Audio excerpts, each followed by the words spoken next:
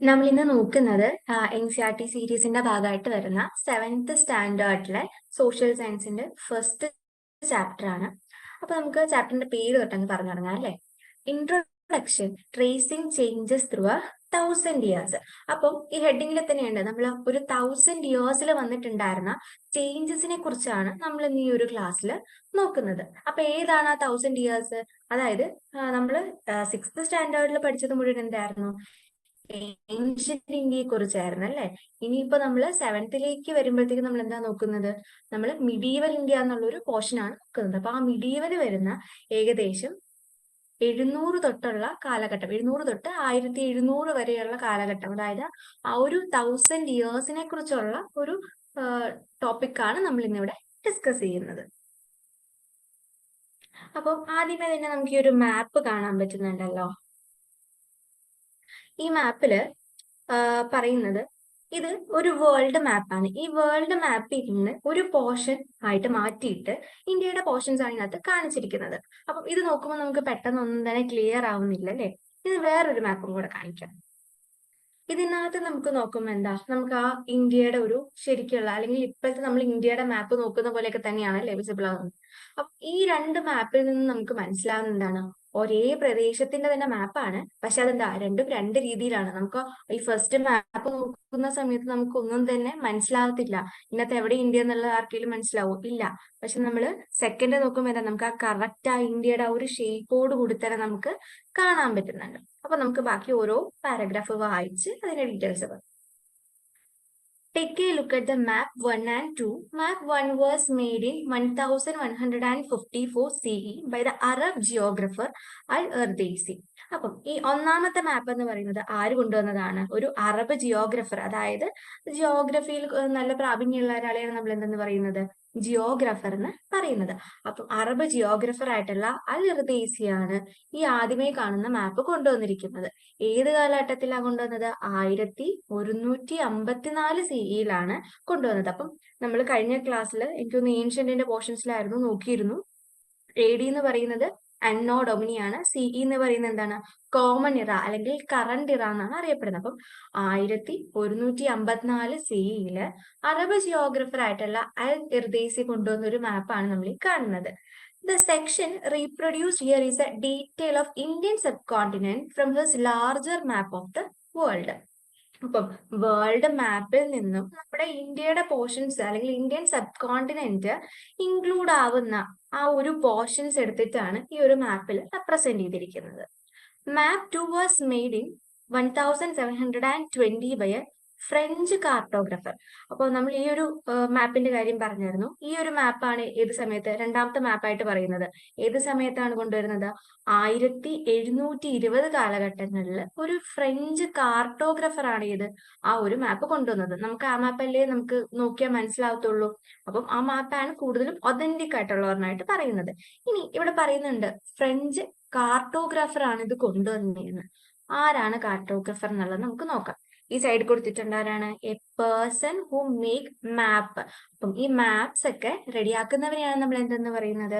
Cartographer എന്ന് പറയുന്നത്. അപ്പം അങ്ങനെ മാപ്പ് റെഡിയാക്കുന്ന ആ ഒരാൾ ഉണ്ടാക്കിയ ഒരു മാപ്പാണ് ഇത് ഈ നമ്മൾ ഈ രണ്ടാമത് കാണിച്ചിരിക്കുന്ന ഈ മാപ്പ്. അപ്പൊ ഇതാണ് നമുക്ക് എന്ത് കൂടുതലും ഒതന്റിക് ആയിട്ടുള്ളത്. ഇനി നമുക്ക് ഈ രണ്ട് മാപ്പും കൂടെ വെച്ച് നോക്കുന്ന സമയത്ത് നമുക്ക് മനസ്സിലാകും ഒരേ സ്ഥലങ്ങളാണല്ലേ, പക്ഷെ അത് റെപ്രസെന്റ് ചെയ്തിരിക്കുന്നത് വേറെ ഏതോ ഒരു രീതിയിലാണ്. നമുക്കത് രണ്ടും തമ്മിൽ നോക്കിയാൽ ഇത് രണ്ടും ഒന്നാണോ എന്ന് പോലും സംശയം തോന്നുന്ന വിധത്തിലാണ് ആ ഒരു മാപ്പ് നമുക്ക് കാണപ്പെടുന്നത്.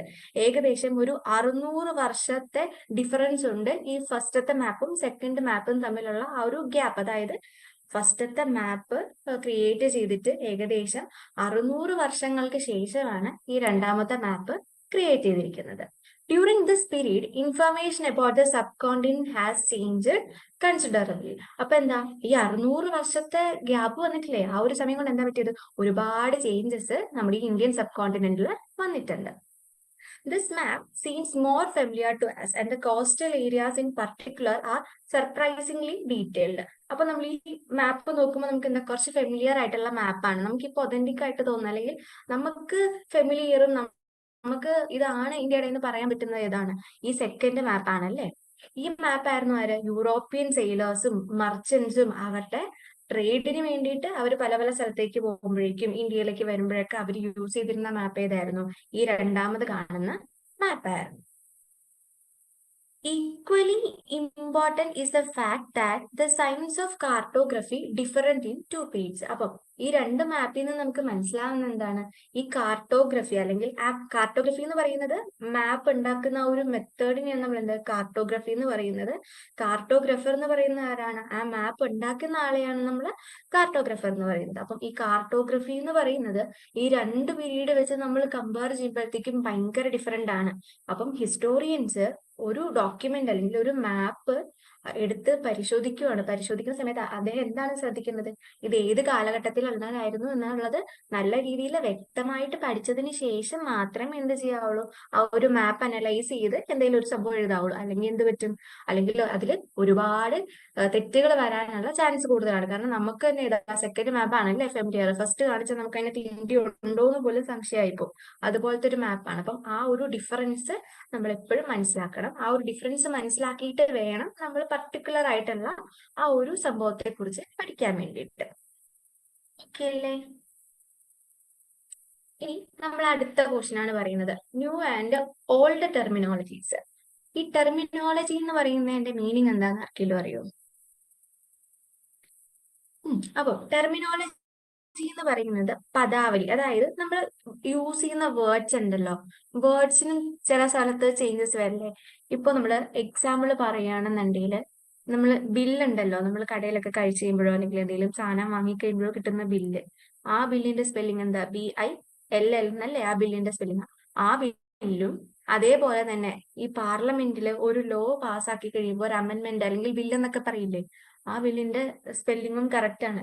അത് യൂസ് ചെയ്യുന്നത് എവിടെയാണ് എന്നുള്ളതിലല്ലേ അവിടെ കാര്യമുള്ളൂ.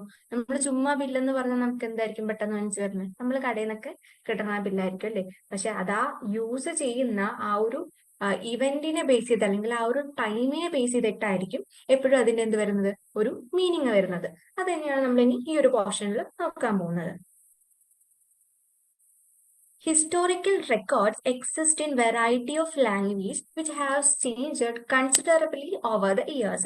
അപ്പം ഹിസ്റ്റോറിക്കൽ റെക്കോർഡ് ആണെങ്കിൽ പോലും പല പല ലാംഗ്വേജസിലാണ് കാണപ്പെടുന്നത്. ഓരോ ടൈം പീരീഡ് കഴിയുന്തോറും അതിനകത്ത് എന്ത് വരുന്നുണ്ട്? ചേഞ്ചസ് വരുന്നുണ്ട്.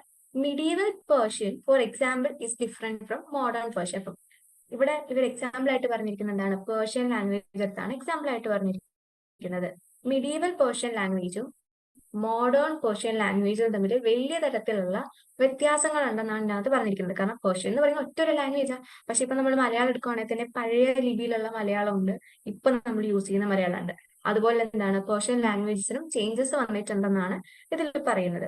അപ്പം ആ ചേഞ്ചസ് എന്ന് പറയുന്നത് എന്താ? അതിന്റെ ഗ്രാമറിലോ അല്ലെങ്കിൽ അതിന്റെ എഴുതുന്ന രീതിയിലോ വൊക്കാബുലറിയിലോ ഒന്നും അല്ല ചേഞ്ചസ് വന്നിരിക്കുന്നത്. എൻ്റെ ആയിട്ടുള്ള മീനിങ്ങിൽ തന്നെ ചേഞ്ചസ് വന്നിട്ടുണ്ടെന്നാണ് പറയുന്നത്. Take the term Hindustan for example. Today we understand it as India, the modern nation state. അപ്പം നമ്മൾ ഹിന്ദുസ്ഥാൻ എന്നുള്ളൊരു ടേം കുറച്ചു പേരെങ്കിലൊക്കെ കേട്ട് കാണും, ഹിന്ദുസ്ഥാൻ എന്നുള്ളൊരു ടേം. പക്ഷെ അത് പണ്ട് എന്താ നമ്മുടെ ഇന്ത്യയെ വിളിച്ചിരുന്ന പേരാണ് എന്ത്? ഹിന്ദുസ്ഥാൻ. അല്ലെങ്കിൽ ഇന്ത്യയിൽ ഉണ്ടായിരുന്ന സ്പെസിഫിക് ആയിട്ടുള്ള കുറച്ച് റീജിയൻസിനെ റെപ്രസെന്റ് ചെയ്തിരുന്നിട്ടുണ്ടായിരുന്ന ഒരിതാണ് എന്ത്? ഹിന്ദുസ്ഥാൻ എന്നുള്ളൊരു ടേം. പക്ഷെ നമ്മൾ ഇപ്പൊ എങ്ങനെ അറിയപ്പെടുന്നത് നമ്മുടെ രാജ്യത്തെ? ഇന്ത്യ എന്നുള്ള ടേമിലാണല്ലേ. അതാണ് ഈ ഒരു ടേംസിൽ വരുന്ന വ്യത്യാസം. പണ്ട് ഹിന്ദുസ്ഥാൻ എന്ന് പറഞ്ഞിരുന്നതും ഇന്ത്യയാണ്, ഇപ്പോഴത്തെ ഇന്ത്യ എന്ന് പറയുന്നത് എന്താണ്? ഇന്ത്യ തന്നെയാണ്. When the term was used in the 13th century by Minhaj Siraj, a chronicler who wrote in Persia, he meant the areas of Punjab, Haryana and the land between the Ganga and Yamuna. അപ്പൊ ഈ ഹിന്ദുസ്ഥാൻ എന്നുള്ള ഒരു term ആദ്യമായിട്ട് ഉപയോഗിക്കുന്നത് എപ്പോഴാണ്? ഒരു 13th സെഞ്ചുറിയിൽ.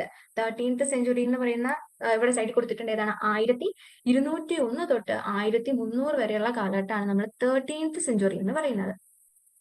അപ്പോ ആ ഒരു 13th സെഞ്ചുറിയിൽ ഉണ്ടായിരുന്ന ഒരു പേർഷ്യൻ റൈറ്റർ ആയിരുന്നു ആര്? മിൻഹാജ് സിറാജ് എന്ന് പറയുന്നത്. അപ്പം ഈ പുള്ളിയാണ് ആദ്യമായിട്ട് ഹിന്ദുസ്ഥാൻ എന്നുള്ള ഒരു വേർഡ് അദ്ദേഹത്തിന്റെ റൈറ്റിംഗ്സിൽ ഏത് സെഞ്ചുറിയിലാണ് കൊണ്ടുവന്നത്? 13ാമത്തെ സെഞ്ചുറിയിൽ കൊണ്ടുവരുന്നത്. അദ്ദേഹം അന്ന് മൊത്തത്തിലുള്ള ഇന്ത്യ എന്നുള്ള ഒരു കൺസെപ്റ്റിലൊന്നും അല്ല ഈ ഹിന്ദുസ്ഥാൻ എന്നുള്ള കാര്യം അല്ലെങ്കിൽ ആ ഒരു ടേം യൂസ് ചെയ്യുന്നത്. അദ്ദേഹത്തിന്റെ ഒരു വിഷനില് ഹിന്ദുസ്ഥാൻ എന്ന് പറയുന്ന ഏതൊക്കെ റീജിയൻസ് ആയിരുന്നു? പഞ്ചാബ്, ഹരിയാന, അതുപോലെ ഗംഗ, യമുന, ഈ രണ്ട് നദിയുടെ ഇടയ്ക്ക് വരുന്ന സ്ഥലങ്ങളെയാണ് അദ്ദേഹം എന്തെന്ന് വിളിച്ചിരുന്നത്? ഹിന്ദുസ്ഥാൻ എന്നുള്ള ആ ഒരു പേരില് വിളിച്ചിരുന്നത്. He used the term in a political sense for lands that were a part of the dominions of Delhi Sultans. അപ്പം അദ്ദേഹം ശരിക്കും ഇതൊരു പൊളിറ്റിക്കൽ ആസ്പെക്റ്റിൽ ആണ് മെൻഷൻ ചെയ്തിരുന്നത്. കാരണം നമ്മൾ ഇനി അങ്ങോട്ട് പഠിച്ചു വരുമ്പോൾ അറിയാം, ഡൽഹി സൾട്ടനേറ്റ് എന്ന് പറഞ്ഞ ഒരു ഇത് നമ്മൾ പഠിക്കുന്നുണ്ട്. അപ്പം ഡൽഹി സൾട്ടനേറ്റിൽ ഏകദേശം 5 ഡൈനാസ്റ്റികൾ വന്നു പോകുന്നുണ്ട്. ആ ഒരു സമയത്ത് അവരവരുടെ അധികാരം പല പല ടെറിട്ടറീസിലേക്കും എക്സ്റ്റെൻഡ് ചെയ്തു വരുന്നുണ്ട്. അപ്പം ആ ഡൽഹി സൾട്ടനേറ്റിന്റെ അധീനതയിലുള്ള ആ ഒരു സ്ഥലങ്ങൾ ആയിരുന്നു ഏതൊക്കെ? ഈ പഞ്ചാബ്, ഹരിയാന, അതുപോലെ ഗംഗ യമുന റീജിയൻസിൽ വരുന്ന പ്രദേശങ്ങള്. അതിനെയൊക്കെയാണ് എന്ത് ഈ മിൻഹാജ് സിറാജ് ഹിന്ദുസ്ഥാൻ എന്നുള്ള പേരിൽ വിളിച്ചിരുന്നത്. The areas included in this term shifted with the extent of sultanate, but the term never included South India. അപ്പം ഈ ഡൽഹി സൾട്ടനേറ്റിൽ ഉണ്ടായിരുന്ന രാജാക്കന്മാർ എന്തായിരുന്നു ചെയ്തിരുന്നത്? അത് നമ്മൾ വിശദീകരിച്ച് വരുന്ന ചാപ്റ്റേഴ്സിൽ നോക്കും. അപ്പം ഡൽഹി സൾട്ടനേറ്റിൽ 5 ഡൈനാസ്റ്റീസ് ഉണ്ടെന്നുള്ളത് മാത്രം ഓർത്തിരിക്കുക. അതിനകത്ത് ഒരുപാട് ഇമ്പോർട്ടന്റ് ആയിട്ടുള്ള റൂളേഴ്സും വരുന്നുണ്ട്. അപ്പം ഇവരുടെ കീഴില് ഇവരെന്ത് ചെയ്യുന്നു? ഇവരുടെ രാജ്യം വലുതാക്കാൻ വേണ്ടിയിട്ട് തൊട്ടടുത്തുള്ള രാജ്യങ്ങളും ടെറിട്ടറീസും എല്ലാം പിടിച്ചടക്കുന്നുണ്ട്. അങ്ങനെ പിടിച്ചടക്കുന്നതിന്റെ ഭാഗമായിട്ട് എന്താ ഈ ഒരു ഹിന്ദുസ്ഥാൻ എന്നുള്ള റീജിയൻ പിന്നെയും വലുതായിട്ട് വരുമായിരുന്നു. പക്ഷെ ഒരിക്കലും അതെന്താ നമ്മുടെ സൗത്ത് ഇന്ത്യൻ റീജിയൻസ് ഈ ഡൽഹി സൾട്ടനേറ്റിൽ ഉൾപ്പെട്ടില്ലായിരുന്നു. സൗത്ത് ഇന്ത്യൻ റീജിയൻസ് എന്ന് പറയുന്ന ഏതൊക്കെയാണ് വരുന്നത്? കേരള, കർണാടക, തമിഴ്നാട്, തെലങ്കാന, ആ ഒരു റീജിയൻസിലേക്കാണ് നമ്മൾ സൗത്ത് ഇന്ത്യ എന്ന് പറയുന്നത്. ഈ സൗത്ത് ഇന്ത്യൻ പോർഷൻസ് ഒന്നും ഇതിൽ വന്നില്ലായിരുന്നു ഈ ഡൽഹി സൾട്ടനേറ്റിന്റെ അല്ലെങ്കിൽ അന്ന് മിൻഹാജ് സിറാജ് ഹിന്ദുസ്ഥാൻ എന്ന് വിളിച്ച ആ ഒരു പോർഷനിൽ വന്നില്ലായിരുന്നു. പക്ഷെ ഇപ്പോഴത്തെ ഇന്ത്യയിലല്ലേ ഇതൊക്കെ വരുന്നത്. അതാണ് ഇവിടെ പറയുന്ന ഒരു difference. By contrast, in the early 16th century, Babur used Hindustan to describe the geography, the fauna and the culture of inhabitant of subcontinent. പിന്നീട് ഒരു 16th സെഞ്ചുറി എന്ന് പറയുന്നത് ഒരു 1501 തൊട്ട് 1600 വരെ വരുന്ന കാലഘട്ടമാണ്. ആ ഒരു കാലഘട്ടത്തില് ബാബർ എന്താണ് ഫേമസ് ആയിട്ടുള്ള ബാബർ ഈ ഹിന്ദുസ്ഥാൻ എന്ത് ആയിട്ടാണ് ഡിസ്ക്രൈബ് ചെയ്തിരുന്നത്? ആ സബ് കോണ്ടിനെന്റിലുള്ള ആ ഒരു ജോഗ്രഫി അല്ലെങ്കിൽ ആ ഒരു ലാൻഡ് ഡിസ്ട്രിബ്യൂട്ട് ചെയ്തിരിക്കുന്ന ആ ഒരു രീതിയും അവിടെ ഉണ്ടായിരുന്ന കൾച്ചറിനെയും ഇവിടുത്തെ പ്ലാന്റ്സിനെയും ആനിമൽസിനെയും എല്ലാത്തിനെയും കൂടി ഇൻക്ലൂഡ് ചെയ്തിട്ട് യൂസ് ചെയ്തിരുന്ന ഒരു ടേം ആയിരുന്നു ഹിന്ദുസ്ഥാൻ എന്ന് പറയുന്നത്. അപ്പൊ നമ്മൾ ആദ്യമേ നോക്കിയപ്പോൾ മിൻഹാജ് സിറാജ് എന്തെന്നായിരുന്നു പറഞ്ഞത്? പഞ്ചാബ്, ഹരിയാന റീജിയൻസ്, അതായത് ഡൽഹി സൾട്ടനേറ്റിന്റെ കീഴിൽ വരുന്നതാണ് ഹിന്ദുസ്ഥാൻ എന്ന് പറയുന്നു. പിന്നീട് ബാബർ എന്താ പറയുന്നത്? ഒരു 16th സെഞ്ചുറി ആകുമ്പോഴത്തേക്കും flora fauna of the subcontinent എന്നാണല്ലേ പറയുന്നത്. ഇനി അടുത്ത ഒരാളും കൂടെ വരുന്നുണ്ട്. അതാരാണ്? അമീർ ഖുസ്രു. ഒരു 14th സെഞ്ചുറിയില് പറയുന്നത് ഈ ഒരു ഹിന്ദ് എന്ന് പറയുന്നത് അദ്ദേഹം ഒരു ജോഗ്രഫിക്കൽ ആൻഡ് കൾച്ചറൽ എൻറ്റിറ്റി ആയിട്ട്, അതായത് ഏറെക്കുറെ ബാബർ പറഞ്ഞതിനോട് സിമിലർ ആയിട്ട് തന്നെയായിരുന്നു അമീർ ഖുസ്രുവിന്റെ അഭിപ്രായത്തിൽ എന്താ ഹിന്ദ് എന്ന് പറയുന്നത്. അദ്ദേഹം ഹിന്ദുസ്ഥാൻ എന്നല്ല യൂസ് ചെയ്തിരുന്നത്, ഹിന്ദ് എന്നുള്ള ടേമിലായിരുന്നു യൂസ് ചെയ്തിരുന്നത്. അപ്പം ഇവര് 3 പേരും ചുരുക്കി പറഞ്ഞാൽ നമ്മുടെ ഇന്ത്യയെ തന്നെയായിരുന്നു എന്തെന്ന് പറഞ്ഞിരുന്നത്? ഹിന്ദുസ്ഥാൻ അല്ലെങ്കിൽ ഹിന്ദ് എന്നുള്ള ആ ഒരു പേരില് പറഞ്ഞിരുന്നത്. Historians today have to be careful about the terms they use because they mean different things in the past. അപ്പം ഹിസ്റ്റോറിയൻസ് അല്ലെങ്കിൽ ഒരു ചരിത്രകാരൻ ഇപ്പം ഒരു ഇവന്റിനെ കുറിച്ചോ അല്ലെങ്കിൽ ഏതെങ്കിലും ഒരു സംഭവത്തിനെ കുറിച്ചോ പഠിക്കുന്ന സമയത്ത് ഭയങ്കര കെയർഫുൾ ആയിരിക്കണം. എന്തുകൊണ്ടാ? കാരണം പല ടേംസും, അതായത് നമ്മൾ ഇപ്പം യൂസ് ചെയ്യുന്ന ആ ഒരു ടേംസിന്റെ മീനിങ്ങേ ആയിരിക്കില്ല പണ്ട് യൂസ് ചെയ്യുമ്പോൾ. അപ്പം അതൊക്കെ മനസ്സിലാക്കിയിട്ട് മാത്രമേ എന്ത് ചെയ്യാവുള്ളൂ? ഒരു പഠനം നടത്താവുള്ളൂ. അല്ലാത്ത പക്ഷം ആ ഒരു പഠനം എന്ന് പറയുന്നത് എന്തായിരിക്കും? ഒട്ടും ആധികാരികത ഇല്ലാത്ത അല്ലെങ്കിൽ നമുക്ക് അതിനകത്ത് എന്താ അത് ഒരു കറക്റ്റ് ആയിട്ടുള്ള വർക്കാണെന്ന് പറയാൻ പറ്റത്തില്ല. Take for example A simple term like foreigner. ഇനി ഒരു എക്സാമ്പിൾ ആണ് പറയുന്നത്. ഫോറിനർ എന്നുള്ള ഒരു വേർഡ്. ഇപ്പൊ നമ്മൾ ഫോറിനർ എന്ന് പറയുന്ന ആളറിയാം, ഇന്ത്യൻസ് അല്ലാത്ത ഒരാളെയാണ് നമ്മൾ എന്തെന്ന് ഫോറിനേഴ്സ് എന്ന് പറയുന്നത്. പക്ഷേ പണ്ട് സമയത്ത്, അതായത് ഈ മിഡീവൽ നമ്മൾ പറയുന്ന ഒരു 1000 വർഷക്കാലത്ത് ഫോറിനർ എന്ന് പറയുന്നത് any stranger who appears in a given village, someone who has not a part of that society or culture. അപ്പൊ മിഡീവൽ പീരീഡില് ഫോറിനർ എന്ന് പറയുന്നത് ഒരു വില്ലേജിൽ പെടാത്ത ആള് അല്ലെങ്കിൽ ആ ഒരു സൊസൈറ്റിയിലും ആ ഒരു കൾച്ചറിലും ബിലോങ് ചെയ്യാത്ത ഒരു വ്യക്തിയായിരുന്നു മിഡീവൽ പീരീഡിൽ ഫോറിനർ എന്ന് പറഞ്ഞിരുന്നത്. അതായത് ഇപ്പൊ ഒരു ഗ്രാമപ്രദേശമുണ്ട്, ഒരു നഗരമുണ്ട്. അപ്പം ഈ നഗരത്തിൽ നിന്ന് ഈ ഗ്രാമപ്രദേശത്തിലേക്ക് ഒരാള് വരുവാണ്. ഏത് ടൈമിലാണ്? മിഡീവൽ ടൈമിലാണ്. അപ്പൊ അയാൾ ആരാണ്? ഫോറിനർ ആണ്. അപ്പൊ ഒരു ഗ്രാമപ്രദേശത്തിലേക്ക് ഒരു നഗരത്തിൽ നിന്ന് ഒരാള് മിഡീവൽ ടൈമിൽ വരുമ്പോഴത്തേക്കും ആ ഗ്രാമത്തിലുള്ളവര് അയാളെ കണ്ടിരുന്ന എങ്ങനെയാ? ഫോറിനർ ആയിട്ടാണ്. അപ്പൊ ഡിഫറൻസ് മനസ്സിലായില്ലേ? ഇപ്പം ഫോറിനർ എന്ന് പറയുന്നത് ഇപ്പൊ നമ്മൾ യൂസ് ചെയ്യുന്നത് ഇന്ത്യക്ക് പുറത്തുള്ള ആൾക്കാരാണെങ്കിൽ ഒരു വില്ലേജസിനെ അല്ലെങ്കിൽ ഒരു വില്ലേജും സിറ്റിയിലും നിന്ന് മാറി മാറി വരുന്ന ആൾക്കാരെയായിരുന്നു മിഡീവൽ പീരീഡിൽ എന്തെന്ന് വിളിച്ചിരുന്നത്? ഫോറിനർ എന്നുള്ള ഒരു ടേമില് യൂസ് ചെയ്തിരുന്നത്. അപ്പം ഇതൊക്കെ മനസ്സിലാക്കാണ്ട് ഒരു ഹിസ്റ്റോറിയൻ ഒരു വർക്ക് എഴുതി കഴിഞ്ഞാൽ എന്തായിരിക്കും? അത് മൊത്തം പൊട്ടത്തെറ്റായിരിക്കും. അപ്പോൾ ഒരു റൈറ്റിംഗ് ചെയ്യുന്ന സമയത്ത് നമ്മൾ ഏറ്റവും കൂടുതൽ അത് ഏത് കാലഘട്ടത്തിൽ ഏതൊരു മീനിങ് ആണ് അതിന് യൂസ് ചെയ്തിരുന്നത് മനസ്സിലാക്കിയിട്ട് മാത്രമായിരിക്കും നമ്മളൊരു ഹിസ്റ്റോറിക്കൽ വർക്ക് അല്ലെങ്കിൽ ഒരു ഒതന്റിക് ആയിട്ടുള്ള വർക്ക് എഴുതേണ്ടത്. ഇനി നമ്മൾ അടുത്ത് നോക്കുന്നത് ഹിസ്റ്റോറിയൻസ് ആൻഡ് ദിയർ സോഴ്സസ് എന്നാണ് പോർഷൻ ആണ്. Historians use different type of sources to learn about the past depending upon the period of their study. അപ്പം ഒരു ഹിസ്റ്റോറിയന് പല പല സോഴ്സസ് യൂസ് ചെയ്തിട്ടായിരിക്കും പഴയ ഒരു ഹിസ്റ്ററി റീകൺസ്ട്രക്ട് ചെയ്ത് എടുക്കുന്നത്. അപ്പൊ നമ്മളിപ്പോ നോക്കുന്നത് ഏകദേശം ഒരു 700 തൊട്ട് 1750, ഏകദേശം ഒരു 1000 വർഷത്തെ കാര്യമാണ് നമ്മൾ പറഞ്ഞല്ലോ. അപ്പോൾ ഈ ഒരു മിഡീവൽ പീരീഡ്, അതായത് 700 തൊട്ട് 1750 ആ ഒരു കാലം ഒരു മിഡീവൽ പീരീഡ് ആയിട്ട് നമുക്ക് എടുക്കാം. ഈ മിഡീവൽ പീരീഡില് ഹിസ്റ്റോറിയൻസ് എന്തൊക്കെ സോഴ്സ് യൂസ് ചെയ്തിട്ടായിരുന്നു ഈ ഹിസ്റ്ററി റീകൺസ്ട്രക്ട് ചെയ്തതെന്ന് നമുക്ക് നോക്കാം. They still rely on coins, inscription, architecture and textual records for information. അപ്പൊ നമ്മൾ പൊതുവെ ഹിസ്റ്ററിയുടെ സോഴ്സ് എടുക്കുന്ന സമയത്ത് നമുക്ക് കാണാം കോയിൻസ് എന്താണ്? നാണയങ്ങളാണ്. Inscriptions, architecture and textual records. Architecture and textual records എന്ന് പറയുമ്പോൾ ടെക്സ്ച്വൽ റെക്കോർഡ്സ് നമുക്ക് കിട്ടുന്ന എഴുതപ്പെട്ടിട്ടുള്ള സോഴ്സസിനെയാണ് നമ്മൾ ടെക്സ്ച്വൽ റെക്കോർഡ്സ്. അതായത് ആ ഒരു സമയത്ത് പല പല ട്രാവലേഴ്സ്, സഞ്ചാരികൾ എങ്ങോട്ട് വരുന്നുണ്ട്? ഇന്ത്യയിലേക്ക് വരുന്നുണ്ട്. ഫോറിൻ സഞ്ചാരികൾ എല്ലാവരും ഇന്ത്യയിലേക്ക് വരുന്നുണ്ട്. അപ്പം ഇവർ വന്നിട്ട് ഇന്ത്യയെ കുറിച്ചുള്ള ഡീറ്റെയിൽസ് ഒക്കെ എഴുതി സൂക്ഷിച്ചു വെച്ചിട്ടുണ്ടായിരുന്നു. അതൊക്കെയാണ് നമുക്ക് ഈ ടെക്സ്ച്വൽ റെക്കോർഡ്സിൽ ഇൻക്ലൂഡ് ആക്കാൻ പറ്റുന്നത്. ആർക്കിടെക്ചർ എന്ന് പറയുമ്പോഴത്തേക്കും ഇപ്പൊ മോണ്യുമെന്റ്സ് ആയിട്ട് വരുന്ന താജ്മഹൽ അങ്ങനെയുള്ള സംഭവങ്ങളിൽ നിന്ന് നമുക്ക് എന്ത് കിട്ടുന്നുണ്ട്? ആ ഒരു കാലഘട്ടത്തെ ഒരു സോഷ്യൽ കൾച്ചറൽ ആസ്പെക്ട്സിനെ കുറിച്ച് രീതിയിൽ ഒരു ഐഡിയ കിട്ടുന്നുണ്ട്. അത് നമുക്ക് എന്തായിട്ട് യൂസ് ചെയ്യാം? ഹിസ്റ്ററിയിലെ ഒരു സോഴ്സസ് ആയിട്ട് യൂസ് ചെയ്യാം. But there is also considerable discontinuity. ഇതൊക്കെ യൂസ് ചെയ്യുന്നുണ്ടെങ്കിൽ പോലും ഇതിനൊക്കെ ഒരു ഡിസ്കണ്ടിന്യൂറ്റി അല്ലെങ്കിൽ ഒരു കണ്ടിന്യൂറ്റി ഇല്ലാണ്ടാണ് ഇത് പോകുന്നത്. കാരണം എന്ന് പറയുന്നത് ഇപ്പൊ നമ്മള് ഒരാൾ ഒരു വർക്ക് എഴുതുമ്പോഴത്തേക്കും അത് ആ ഒരു സ്പെസിഫിക് പീരീഡിനെ കുറിച്ച് മാത്രമായിരുന്നില്ല. ചിലപ്പോൾ അതിന് മുമ്പുള്ള ഇതിനെ കുറിച്ചുള്ളത് എഴുതിയിട്ടുണ്ടാവാം, അത് കഴിഞ്ഞിട്ടുള്ള കാര്യങ്ങളെ കുറിച്ച് എഴുതിയിട്ടുണ്ടാവാം. അപ്പൊ എന്താ, ഈ സോഴ്സസ് എന്ന് പറയുന്നത് ഭയങ്കര മിക്സഡ് ആയിട്ടാണ് കിടക്കുന്നത്. അത് നമുക്ക് വേണ്ട ഏത് പീരീഡ് ആണെന്ന് നോക്കി കറക്റ്റ് രീതിയിൽ വേണം നമ്മൾ യൂസ് ചെയ്യാൻ വേണ്ടിയിട്ട്. എന്നിരുന്നാൽ പോലും എന്താണ്, കുറെ സ്ഥലത്തൊക്കെ നമുക്ക് അതിനൊരു കണ്ടിന്യൂറ്റി അല്ലെങ്കിൽ ഇത് കഴിഞ്ഞിട്ട് എന്നുള്ള ചിലപ്പോൾ നമ്മൾ ഊഹിച്ചൊക്കെ എടുക്കേണ്ട അവസ്ഥ, അല്ലെങ്കിൽ അത് റീറൈറ്റ് ചെയ്യപ്പെടുന്ന സമയത്ത് വരുന്ന തെറ്റുകൾ കൊണ്ട് ഒരു ഡിസ്കണ്ടിന്യൂറ്റി അതിനകത്ത് കാണാൻ പറ്റുന്നുണ്ട്.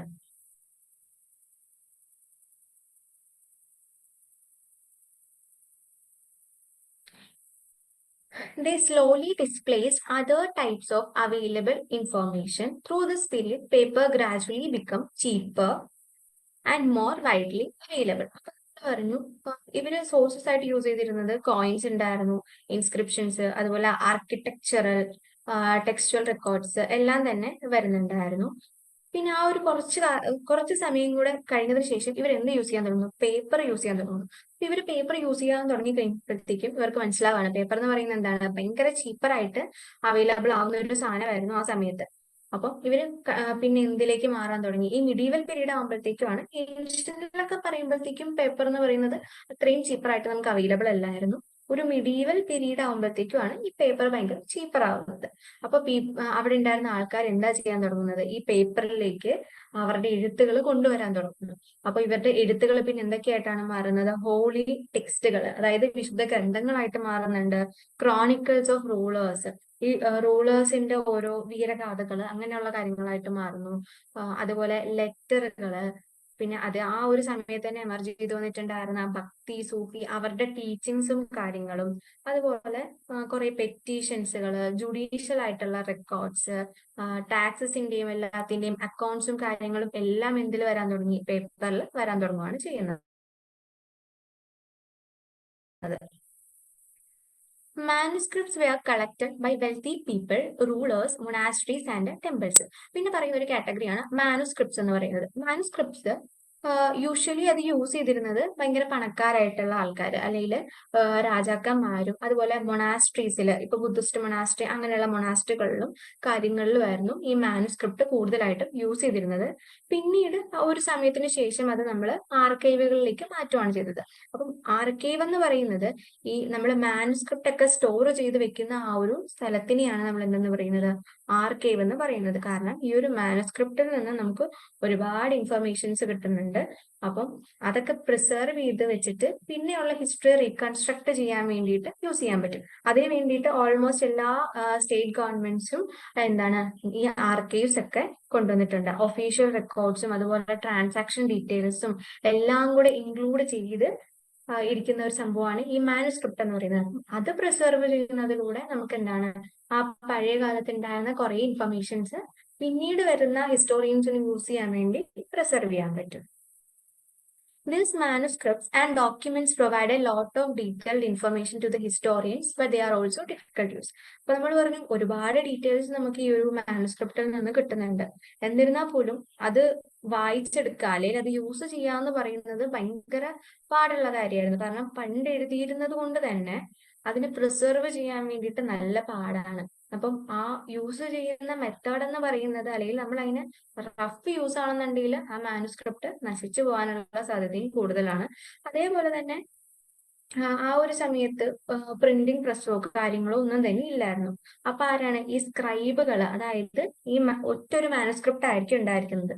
അതിന്റെ പല പല കോപ്പീസ് വേണമെന്നുണ്ടെങ്കിൽ ഇങ്ങനെ കൈ കൊണ്ട് എഴുതി എഴുതി വേറെ പുതിയ പുതിയ കോപ്പീസ് ഉണ്ടാക്കണം. അപ്പൊ ഇങ്ങനെ കോപ്പീസ് ഉണ്ടാക്കുന്ന സമയത്ത് എന്താ പറ്റുന്ന ഒരുപാട് തെറ്റുകൾ വരാൻ സാധ്യതയുണ്ട്. അതിനൊരു എക്സാമ്പിൾ ഇവിടെ പറഞ്ഞിട്ടുണ്ട്. ഇപ്പൊ ക്ലാസ്സിൽ പോകാണ്ടിരുന്ന് കഴിഞ്ഞപ്പോഴത്തേക്കും നമുക്ക് അന്നത്തെ നോട്ട് എഴുതണം. അടുത്ത ദിവസം ടീച്ചർ നോട്ട് സബ്മിറ്റ് ചെയ്യാൻ പറഞ്ഞിട്ടുണ്ട്. അപ്പൊ നമുക്ക് നോട്ട് എഴുതാം. അപ്പൊ നമ്മൾ നമ്മുടെ ഏതെങ്കിലും ഒരു കൂട്ടുകാരന്റെ നോട്ട് വാങ്ങിക്കൊണ്ട് വരുന്നു.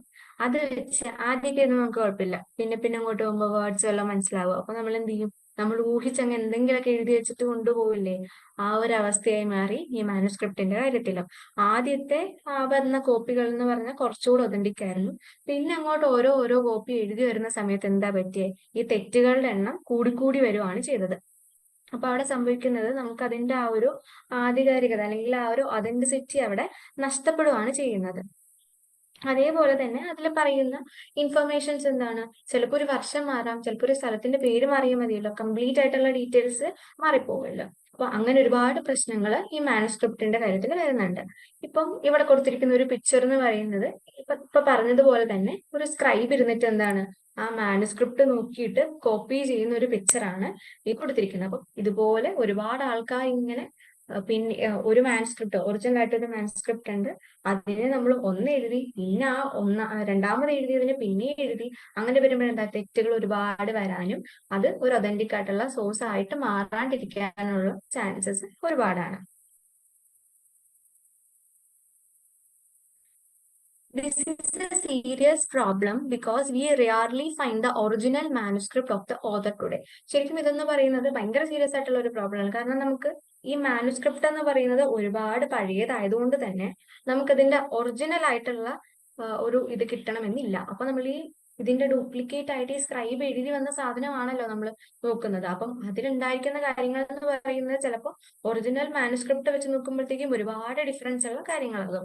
അപ്പം അതിന്റെ ആ ഒരു ഒതന്റിസിറ്റി മെയിൻറ്റെയിൻ ചെയ്തുകൊണ്ട് ആ ഒരു മാനുസ്ക്രിപ്റ്റ് എഴുതാത്തതിന്റെ ബാക്കി സൈഡ് എഫക്റ്റ് അല്ലെങ്കിൽ അതിന്റെ അനന്തരഫലം നമ്മൾ പിന്നീട് വരുന്ന ഹിസ്റ്റോറിക്കൽ റൈറ്റിംഗ്സിലേക്കാണ് വരുന്നത്. On occasion author revise there chronicles at different times. അത് മാത്രമല്ല, ഇപ്പം ഈ രാജാക്കന്മാരും അവരുടെ ക്രോണിക്കിൾസും കാര്യങ്ങളൊക്കെ എഴുതുന്നുണ്ട്. ഇവരും ഒരു സമയം കഴിയുമ്പോഴത്തേക്കും ഇതിന്റെ സെക്കൻഡ് എഡിഷൻ അല്ലെങ്കിൽ ഇതിന്റെ റിവൈസ്ഡ് വേർഷൻ ഇറക്കാൻ ചാൻസ് ഉണ്ട്. ഇപ്പൊ നമ്മള് ചില ടെക്സ്റ്റ് ബുക്കുകൾ ഉണ്ടല്ലോ, ഒരു എഡിഷൻ ഇറങ്ങി, കുറെ നാൾക്ക് ശേഷം ആ എഡിഷൻ മാറ്റി കഴിയുമ്പോഴത്തേക്കും കുറെ ചേഞ്ചസ് അതിൽ വരില്ലേ? അതുപോലെ തന്നെയാണ് ഈ ക്രോണിക്കിൾസിന്റെ കാര്യം നോക്കുമ്പോഴും. അതിനിവിടെ എക്സാമ്പിൾ ആയിട്ട് പറയുന്നതാണ് 14th സെഞ്ചുറിയിൽ സിയാവുദ്ദീൻ ബറാനി അദ്ദേഹത്തിന്റെ ഒരു ആദ്യത്തെ ക്രോണിക്കിൾ എഴുതുന്നുണ്ട്. അതായത് 1356 അദ്ദേഹം അദ്ദേഹത്തിന്റെ ഫസ്റ്റ് ക്രോണിക്കിൾ പബ്ലിഷ് ചെയ്യുന്നത്. ശേഷം ഒരു 2 വർഷത്തിന് ശേഷം അതിന്റെ അടുത്ത വെർഷൻ അല്ലെങ്കിൽ ഒരു സെക്കൻഡ് എഡിഷൻ പോലെ തന്നെ ഈ സിയാവുദ്ദീൻ ബറാനി എഴുതുന്നുണ്ട്. പക്ഷെ നമ്മൾ ഇത് രണ്ടും കൂടെ കമ്പയർ ചെയ്യുന്ന സമയത്ത് നമുക്ക് മനസ്സിലാവുന്നത് ഒരുപാട് ചേഞ്ചസ് അതിനകത്ത് വന്നിട്ടുണ്ട്. അതായത് ഫസ്റ്റ് വെർഷൻ നമ്മൾ കണ്ടുപിടിക്കുന്നത് 1960s അതിനു മുമ്പ് നമ്മുടെ കയ്യിൽ സെക്കൻഡ് വേർഷൻ കിട്ടിയിട്ടുണ്ട്. അപ്പൊ ഇതിൽ നിന്ന് രണ്ടിനും കിട്ടുന്ന ആ ഇൻഫർമേഷൻ എന്ന് പറയുന്നതായിരുന്നു ഭയങ്കര ഡിഫറെന്റ് ആയിരുന്നു. അപ്പം ഓരോ വേർഷൻസ് വരുമ്പോഴും അല്ലെങ്കിൽ ഓരോ എഡിഷൻസ് വരുമ്പോഴും ഇതിലെ ചേഞ്ചസ് വരുന്നു. മാനുസ്ക്രിപ്റ്റിന്റെ കാര്യമാണെങ്കിൽ ഒരാൾ എഴുതി വേറൊരാൾ എഴുതി വരുമ്പോഴത്തേക്കും അതിൽ അവരുടേതായിട്ടുള്ള അഡീഷൻസും കാര്യങ്ങളും ചേർത്ത് വരുമ്പോഴത്തേക്കും അതിന്റെയും ഒതന്റിസിറ്റി കുറയുന്നു. അപ്പൊ നമ്മൾ എപ്പോഴും ഒരു സോഴ്സ് നോക്കുന്ന സമയത്ത് അത് ഒതന്റിക് ആണോ എന്ന് നോക്കണം. അടുത്ത നമ്മൾ പറയുന്നത് new social and political groups. The study of the 1,000 years between 700 to 1,750 is a huge challenge to the historians, largely because of the scale and variety of development that occurred over this period. ഇപ്പൊ നമ്മൾ ഇപ്പൊ പറഞ്ഞത് 1000 വർഷത്തെ കാര്യമാണ് നമ്മൾ പറയുന്നത് എന്നുള്ളത് സ്റ്റാർട്ടിങ്ങിൽ തന്നെ പറഞ്ഞായിരുന്നു. ഏകദേശം ഒരു 700 തൊട്ട് 1750 വരെയുള്ള കാലഘട്ടത്തിനെ കുറിച്ചാണ് നമ്മൾ നോക്കുന്നത്. അപ്പോൾ ഇതിനെക്കുറിച്ച് ഹിസ്റ്റോറിയൻസ് പഠിക്കുന്ന സമയത്ത് ശരിക്കും ഹിസ്റ്റോറിയൻസിന് അത് വലിയൊരു ചലഞ്ചാണ്. കാരണം ഈ ഒരു ടൈമിൽ നമ്മൾ പൊതുവെ മിഡീവൽ എന്ന് പറയുന്ന ഈ ഒരു ടൈമിൽ ഒരുപാട് ചേഞ്ചസ് ആണ് ഉണ്ടാകുന്നത്. At different moments in this period, new technologies made their appearances. അപ്പോൾ ഈ ഒരു പീരീഡിൽ, അതായത് ഈ മിഡീവൽ പീരീഡിൽ ഈ 700 തൊട്ട് 1750 വരെയുള്ള ആ ഒരു ടൈമിൽ ഒരുപാട് ചേഞ്ചസ് വരുന്നുണ്ട്. ഇപ്പോൾ ടെക്നോളജിയിലായാലും ചേഞ്ചസ് വരുന്നുണ്ട്. അപ്പോൾ ടെക്നോളജിക്കൽ ചേഞ്ചസ് പറയുന്നതാണ് പേർഷ്യൻ വീലർ. ഇത് ഈ കാണിച്ചിരിക്കുന്നതാണ് പേർഷ്യൻ വീലിന്റെ ഇമേജ് ആണ്. അതുപോലെ ഒരുപാട് ടെക്നോളജിക്കൽ ആയിട്ടുള്ള ഇന്നോവേഷൻസ് വരുന്നുണ്ട്. സ്പിന്നിങ് വീല്, വീവിങ്ങിന് യൂസ് ചെയ്യുന്ന സ്പിന്നിങ് വീല് വരുന്നുണ്ട്. അങ്ങനെ പിന്നെ വരുന്നത് ന്യൂ ഫുഡ്സ് ആൻഡ് ബീവറേജസ്. അതായത് ഫുഡ് എന്നുള്ള ഒരു കൺസെപ്റ്റിൽ ഒരുപാട് മാറ്റങ്ങൾ ഈ മിഡീവൽ പീരീഡ് ആകുമ്പോൾ വരുന്നു. നമുക്കറിയാം ഏൻഷ്യൻ ടൈമിൽ ഹണ്ടിങ് ഗാദറിങ് ആയിരുന്നു. അപ്പൊ കിട്ടുന്ന ആ ഒരു ഫുഡിന്റെ ആ ഒരു മെനു പോലത്തെ സംഭവങ്ങളൊന്നല്ലല്ലോ നമുക്ക് ഇപ്പോഴത്തേക്കും മിഡീവലിലേക്ക് വരുമ്പോഴും അതിനുശേഷം മോഡേണിൽ വരുമ്പോഴും. അപ്പൊ പണ്ട് കാലത്ത് ഉണ്ടായിരുന്ന ആ ഒരു ഫുഡിന്റെ സ്റ്റൈലേ അല്ല നമ്മൾ ഇപ്പൊ കാണുന്നത്. അപ്പൊ മിഡീവൽ പീരീഡ് ആകുമ്പോഴത്തേക്കും ഏൻഷ്യന്റ് വെച്ച് നോക്കുമ്പോഴത്തേക്കും കുറെ പുതിയ ഫുഡ്സും ബീവറേജസും നമ്മുടെ സബ് കോണ്ടിനെന്റിലേക്ക് വരുന്നുണ്ട്. അതിൽ നമുക്ക് എടുത്തു പറയാൻ പറ്റുന്ന ഏതൊക്കെയാണ്? Potato, corn, chillies, tea, coffee, ഇതൊക്കെയായിരുന്നു ആ ഒരു സമയത്ത് പുതിയതായിട്ട് നമ്മുടെ സബ് കോണ്ടിനെന്റിലേക്ക് വന്നത്. Remember that all this innovation, new technologies and crops came along with people who brought other ideas with them as well. അപ്പം ഈ സാധനങ്ങളൊക്കെ തന്നെയല്ലല്ലോ വരുന്നത്. ഇവര് ഈ ടെക്നോളജീസും ഈ ക്രോപ്സ് ഒക്കെ ആരുടെ കൂടെയാണ് വരുന്നത്? ഇത് പുറത്തുനിന്ന് വരുന്ന ആൾക്കാരുടെ കൂടെയായിരുന്നു വന്നത്. അപ്പൊ അവര് ഈ ടെക്നോളജിക്കും അതുപോലെ ക്രോപ്സിനും മാത്രമല്ല ഇംപ്രൂവ്മെന്റ് കൊണ്ടുവന്നത്, വേറെ ഒരുപാട് ഐഡിയാസും അവരുടെ കൂടെ ഇങ്ങോട്ട് എത്തിയിരുന്നു. അതിന്റെ ഭാഗമായിട്ട് ഈ മിഡീവൽ പീരീഡ് എന്ന് പറയുന്നത് മൊത്തത്തില് ഒരു എക്കണോമിക്കും, അതായത് സാമ്പത്തികപരമായിട്ടും പൊളിറ്റിക്കലി നോക്കുകയാണെങ്കിലും സോഷ്യലിയും കൾച്ചറലിയും ഭയങ്കര ചേഞ്ചസ് ഉള്ള ഒരു പീരീഡ് ആയിട്ടാണ് കണക്കാക്കപ്പെടുന്നത്. This was also a period of great mobility. Groups of people traveled long distance in search of opportunity. The subcontinent held immense wealth and possibilities for people to crave a fortune. One group of people who became important in this period were the Rajaput, a name derived from Rajaputra, the son of the ruler. ഈ ഒരു പീരീഡിൽ നമുക്ക് technological ആയിട്ടുള്ള improvements കാണാൻ പറ്റുന്നുണ്ട്. ക്രോപ്സിൽ ഒരുപാട് changes വരുന്നത് കാണാൻ പറ്റുന്നുണ്ട്. അതുപോലെ നമ്മൾ പറഞ്ഞു എക്കണോമിക്കലും പൊളിറ്റിക്കലും സോഷ്യോ കൾച്ചറൽ ആയിട്ടുള്ള ഒരുപാട് ചേഞ്ചസ് വരുന്നുണ്ട്. അതേപോലെ തന്നെ ഇമ്പോർട്ടന്റ് ആയിട്ട് വരുന്ന ഒരു കാര്യമാണ്, ഈ ഒരു സമയത്ത് കുറെ ആൾക്കാര് മൈഗ്രേറ്റ് ചെയ്തിട്ട് നമ്മുടെ സബ് കോണ്ടിനെന്റിലേക്ക് വരുന്നുണ്ട്. അപ്പം എന്തിനാണ് അവർ നമ്മുടെ ഈ സബ് കോണ്ടിനെന്റിലേക്ക് വരുന്നത്? നമ്മുടെ സബ് കോണ്ടിനെന്റ് എന്ന് പറയുന്നത് ഭയങ്കര വെൽത്തി ആയിട്ട്, അല്ലെങ്കിൽ ഇവിടെ ആൾക്കാർക്ക് ജീവിച്ചു പോകാനുള്ള സാഹചര്യം വളരെ കൂടുതലാണെന്നുള്ളത് മനസ്സിലാക്കിയിട്ടാണ് അവരിങ്ങോട്ട് വരുന്നത്. അതില് ആ വന്നവരുടെ ഗ്രൂപ്പിൽ നമുക്ക് ഏറ്റവും ഇമ്പോർട്ടന്റ് ആയിട്ട് ഈ ഒരു ടൈമിൽ എടുത്തു പറയാൻ പറ്റുന്ന ആൾക്കാരാണ് രജപുട്സ് എന്ന് പറയുന്നത്. ഈ രജപുട്സ് എന്ന് പറയുന്നത് രജപുത്ര എന്നുള്ള ആ ഒരു വേർഡിൽ നിന്നാണ് ഡിറൈവ് ചെയ്തിരിക്കുന്നത്. അപ്പം രജപുത്ര എന്ന് പറഞ്ഞ സൺ ഓഫ് എ റൂളർ, രാജപുത്ര അല്ലെങ്കിൽ രജപുത്ര എന്ന് പറയാം. അപ്പൊ രാജപുത്ര എന്ന് പറഞ്ഞ എന്താണ്? രാജ. രാജ എന്ന് പറഞ്ഞ റൂളർ ആണ്. പുത്ര എന്ന് പറഞ്ഞ എന്താണ്? സൺ ആണ്. അപ്പൊ രാജാവിന്റെ മകൻ എന്നുള്ളൊരു ഇതാണ് ഈ രജപുത്രന്റെ ആ ഒരു മീനിങ് എന്ന് പറയുന്നത്. Between the 8th and 14th century, the term was applied more generally to the group of warriors who claimed Kshatriya caste status. അപ്പോൾ ഒരു 8th തൊട്ട് ഒരു 14th സെഞ്ചുറി കാലഘട്ടങ്ങളിൽ ഈ രജപുട്സ് എന്ന് പറയുന്നത് യൂഷ്വലി അവർ ആരാന്നാണ് കണക്കാക്കപ്പെട്ടിരുന്നത്? ക്ഷത്രിയ കാസ്റ്റ്, അതായത് യുദ്ധങ്ങൾക്ക് പോകുന്ന ക്ഷത്രിയന്മാരുടെ കാസ്റ്റ് ഗ്രൂപ്പിൽ വരുന്നവരാണ് എന്നാണ് കണക്കാക്കിയത്. The term included not just rulers and chieftains, but also soldiers and commanders who served in the armies of different monarchs all over the subcontinent. അപ്പം ആദ്യ കാലഘട്ടങ്ങളിൽ അവരെ ക്ഷത്രിയ കാസ്റ്റിൽ പെട്ടവരായിട്ട് മാത്രമായിരുന്നു കണക്കാക്കിയിരുന്നത്. പക്ഷെ അങ്ങനെയല്ല, അതിനകത്ത് ആരായിരുന്നു? റൂളേഴ്സും അതുപോലെ ചീഫ്റ്റെയിൻസും സോൾജിയേഴ്സും കമാൻഡേഴ്സും അങ്ങനെ ഒരുപാട് ആൾക്കാർ ഇൻക്ലൂഡ് ചെയ്യുന്ന ഒരു ഗ്രൂപ്പായിരുന്നു ഈ രജപുട്സ് എന്ന് പറയുന്നത്. പിന്നെ ഈ രജപുട്സ് എന്ന് പറയുന്നത് അവരുടെ ചിവിലറി കോഡ് ഓഫ് കണ്ടക്ട്, അതായത് അവര് യുദ്ധത്തിന് പോവുകയാണെന്നുണ്ടെങ്കിൽ ഒന്നില്ലെങ്കിൽ അവർ ആ യുദ്ധം ജയിച്ചു തരിക, അല്ലാന്നുണ്ടെങ്കിൽ അവിടെ വെച്ച് തന്നെ മരിക്കുക എന്നുള്ളൊരു ഇതായിരുന്നു അവർക്ക് ഉണ്ടായിരുന്നത്. അതും ഭയങ്കര നോട്ടബിൾ ആയിട്ടുള്ള കാര്യമാണ്. ഇവരുടെ ഒരു മിഡീവൽ ടൈമിൽ നമുക്ക് മെയിൻലി കണ്ടുവരുന്ന ഒരു സംഭവമായിരുന്നു ഇത്. അതേപോലെ തന്നെ other groups of people such as Marathas, Sikhs, Jats, Ahoms, Kayasthas, അങ്ങനെ ഒരുപാട് ഗ്രൂപ്പുകൾ ഈ ഒരു ടൈമിൽ, അതായത് മിഡീവൽ ടൈമിൽ നമ്മുടെ ഇന്ത്യൻ സബ് കോണ്ടിനെന്റിലേക്ക് മൈഗ്രേറ്റ് ചെയ്ത് വരുന്നുണ്ട്. Throughout this period, there was a gradual clearing of forests and extension of agriculture. അപ്പം ഈ ഒരു സമയത്ത് എന്താ, ഒരുപാട് ചേഞ്ചസ് നമ്മൾ പറഞ്ഞില്ലേ, ടെക്നോളജിക്കൽ ആയിട്ടുള്ള ചേഞ്ചസ് ഉണ്ടെന്ന് പറഞ്ഞു, ക്രോപ്സ് പുതിയത് കൊണ്ടുവന്നു എന്ന് പറഞ്ഞു, സോഷ്യോ കൾച്ചറൽ, എക്കണോമിക്, പൊളിറ്റിക്കൽ ആയിട്ടുള്ള ഒരുപാട് ചേഞ്ചസ് ഉണ്ടെന്ന് പറഞ്ഞു. അതൊന്നും കൂടാതെ എന്തായിരുന്നു, ഗ്രാജുവൽ ആയിട്ട് കാടുകൾ വെട്ടിത്തെളിക്കുക, അതുവഴി അഗ്രികൾച്ചർ ഇംപ്രൂവ് ചെയ്യുക എന്നുള്ളൊരു കാര്യം കൂടി ഒരു മിഡീവൽ പീരീഡിൽ നടക്കുന്നുണ്ടായിരുന്നു. Changes in their habitat forced many forest dwellers to migrate.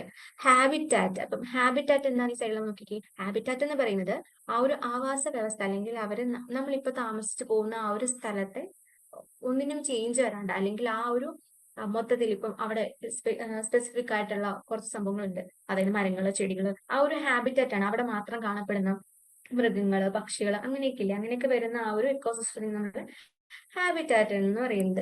ഈ അവരുടെ ഹാബിറ്റാറ്റ്, അതായത് ഇവരുടെ ഫോറസ്റ്റ് എന്നുള്ള ആ ഒരു ഇതിന് ഇവര് വെട്ടിത്തെളിക്കാൻ തുടങ്ങിയപ്പോൾ അവിടെ ഉണ്ടായിരുന്ന ആൾക്കാർ എന്താ ചെയ്യുന്നത്, അവര് മൈഗ്രേറ്റ് ചെയ്യാൻ തുടങ്ങുന്നു.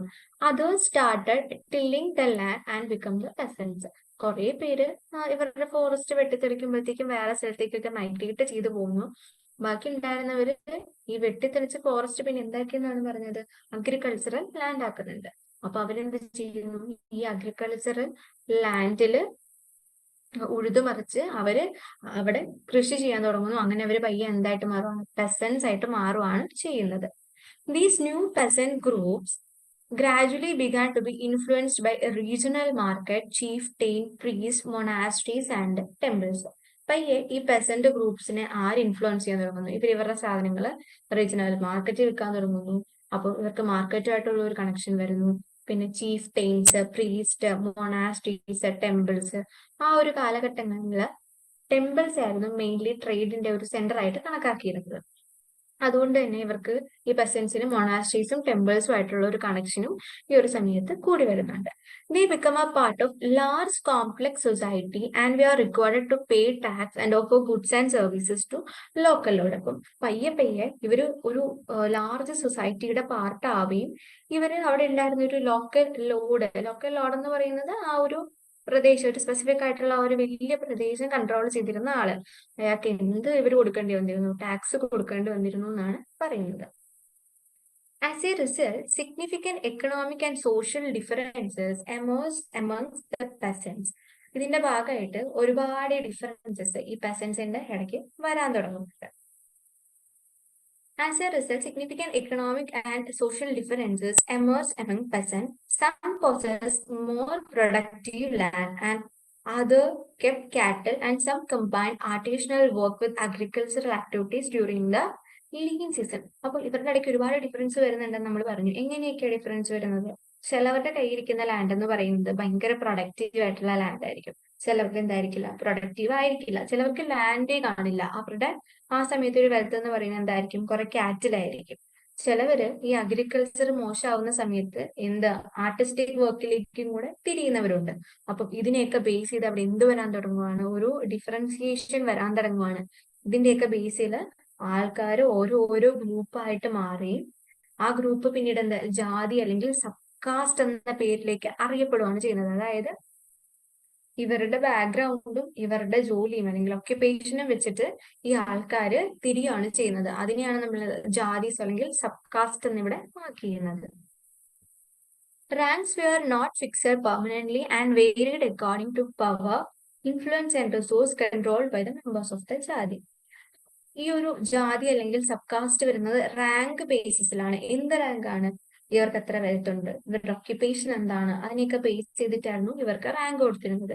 പക്ഷെ ഈ റാങ്ക് എന്ന് പറയുന്നത് ഒരിക്കലും പെർമനന്റ് ആയിരുന്നില്ല. കാരണം ഒരു സ്പെസിഫിക് ടൈം കഴിയുമ്പോൾ ഇവർക്ക് ഇവരുടെ അഗ്രികൾച്ചറൽ ലാൻഡിൽ നിന്ന് കിട്ടുന്ന റിസോഴ്സസ് കൂടുകയാണെന്നുണ്ടെങ്കിൽ ഇവര് ഹയർ ക്ലാസ്സസിലേക്ക് മാറുകയാണ് ചെയ്തുകൊണ്ടിരുന്നത്. Jadis framed their own rules and regulations to manage the conduct of their members. അപ്പം ഈ ജാതീസ് എന്താണ് ചെയ്യുന്നത്, അല്ലെങ്കിൽ ഈ സബ് കാസ്റ്റ് അല്ലെങ്കിൽ ഈ സബ് കാസ്റ്റ് ഗ്രൂപ്പ് എന്താണ് ചെയ്യുന്നത്, അവർക്കിടയിൽ തന്നെ പ്രത്യേകമായിട്ടുള്ള റൂൾസ് ആൻഡ് റെഗുലേഷൻസ് കൊണ്ടുവരാണ്. അതായത് അവരുടെ ആ ഒരു സ്പെസിഫിക് ആയിട്ടുള്ള ഒരു ജാതിയിലുള്ളവരെയൊക്കെ കൂടെ ഒന്നാക്കി നിർത്താൻ വേണ്ടിയിട്ട് കുറെ റൂൾസും റെഗുലേഷൻസും കൊണ്ടുവരുന്നുണ്ട്. മെയിൻലി ഈ റൂൾസ് ആൻഡ് റെഗുലേഷൻസ് അവിടെ എൻഫോഴ്സ് ചെയ്തിരുന്നില്ല, അല്ലെങ്കിൽ അവിടെ നടപ്പാക്കിക്കൊണ്ടിരുന്നത് ആ കൂട്ടത്തിൽ ഉണ്ടായിരുന്ന എൽഡേഴ്സ് ആയിരുന്നു. അപ്പം ആ എൽഡേഴ്സിന്റെ ഒരു ഗ്രൂപ്പിനെയാണ് നമ്മൾ എന്തെന്ന് വിളിക്കുന്നത്, ജാതി പഞ്ചായത്ത് എന്ന് വിളിക്കുന്നത്. നമ്മളിപ്പോ നമുക്ക് പഞ്ചായത്ത് ഉണ്ടല്ലോ, അപ്പൊ നമ്മൾ എലക്ട് ചെയ്ത് വിടുന്നവരാണ് ആ പഞ്ചായത്തിൽ ഉള്ളത്. അതേപോലെ അതിന്റെ വേറൊരു പ്രശ്നമായിട്ട് നമുക്ക് പറയാം, ഇവിടെ ഉണ്ടായിരുന്ന ഏറ്റവും മുതിർന്നവരടങ്ങുന്ന ആ ഒരു ഗ്രൂപ്പായിരുന്നു ആ ഒരു ജാതി അല്ലെങ്കിൽ ആ ഒരു സബ് കാസ്റ്റിനെ കൺട്രോൾ ചെയ്തു പോയിരുന്നത്. ആ ഒരു ഇതിനെയാണ് നമ്മൾ എന്താ ജാതി പഞ്ചായത്ത് എന്നുള്ള പേരില് അറിയപ്പെടുന്നത്. പക്ഷെ ഈ ജാതി അല്ലെങ്കിൽ ഈ ഒരു സബ് കാസ്റ്റിന് അവരുടേതായിട്ടുള്ള റൂൾസും റെഗുലേഷൻസും ഒക്കെ ഉണ്ടെങ്കിൽ പോലും ഇവർ എന്തും കൂടെ മെയിൻറ്റെയിൻ ചെയ്യാനായിരുന്നു, മൊത്തത്തിലൊരു വില്ലേജസിന് മാനിക്കേണ്ട റൂൾസും റെഗുലേഷൻസും ഉണ്ടായിരുന്നു. അതും ഇവര് മെയിൻറ്റെയിൻ ചെയ്ത് പോകേണ്ടതുണ്ടായിരുന്നു. ഇനി നമ്മൾ അടുത്ത പറയുന്നത് റീജിയൻസ് ആൻഡ് എംപയേഴ്സ് എന്നുള്ളതാണ്. ഇനി നമ്മൾ വരുന്ന ചാപ്റ്റേഴ്സിൽ നമ്മൾ ചോളാസിനെ കുറിച്ചും തുഗ്ലക് ഡൈനാസ്റ്റിയെ കുറിച്ചും മുഗൾസ്, നമ്മൾ ആദ്യമേ പറഞ്ഞായിരുന്നു ഡൽഹി സൾട്ടനേറ്റിന്റെ കാര്യം. ആ ഡൽഹി സൾട്ടനേറ്റിൽ വരുന്ന ഒരു ഡൈനാസ്റ്റിയാണ് ഈ തുഗ്ലക് ഡൈനാസ്റ്റി എന്ന് പറയുന്നത്. അതുപോലെ മുഗൾസിനെ കുറിച്ചൊക്കെ നമ്മൾ ഇനി വരുന്ന ചാപ്റ്റേഴ്സിൽ നോക്കുന്നുണ്ട്. അപ്പോൾ ഇതിനകത്ത് പറയുന്നത് ഒരു സാൻസ്ക്രിറ്റ് പ്രശസ്തിയെ കുറിച്ച് പറയുന്നുണ്ട്.